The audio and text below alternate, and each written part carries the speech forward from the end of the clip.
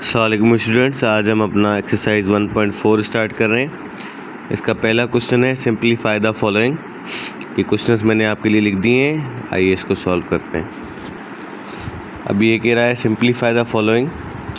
अब आप देखें, मैथ का एक रूल है कि जब दोनों बेस सेम हो और दोनों को पावर हो, तो बेस सेम हो तो एक आप बेस में से रख लें, या ये रखें या ये रखें, और जो इनकी पावर है अगर ये डिवाइड में है तो पावर इनकी माइनस होगी, यानी 5 - 2 होगा। 5 - 2 होगा तो आंसर आ जाएगा आपका 3 पावर 3। ठीक है, हमने क्या किया, बेस सेम थी तो हमने 1 रखा और 5 से माइनस किया 2, क्योंकि दोनों पावर्स डिवाइड में थी तो ये -2 हो गया।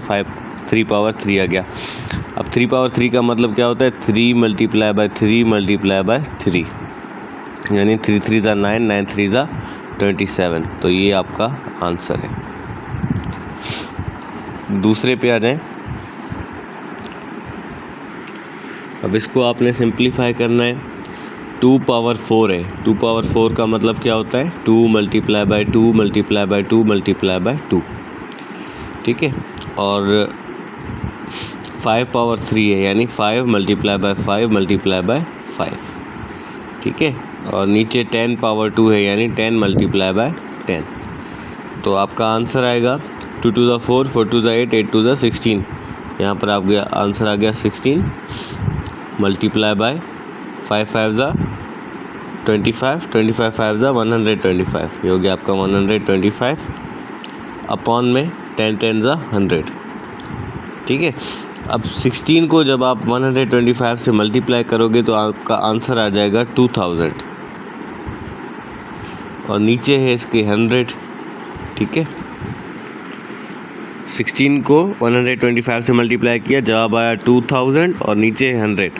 तो 100 के 2 0 काट दिए, 2000 के भी 2 0 काट दिए, बाकी ऊपर क्या बचा, सिर्फ 20। तो ये आपका आंसर है।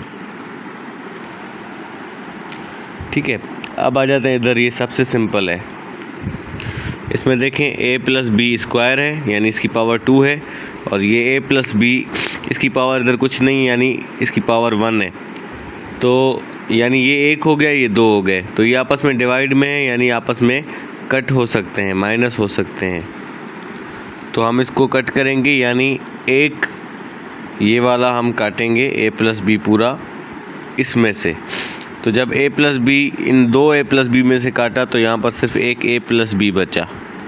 ठीक है, क्योंकि यहाँ पे 2 थे, उनमें से हमने 1 काट दिया तो कितना बचा, 1।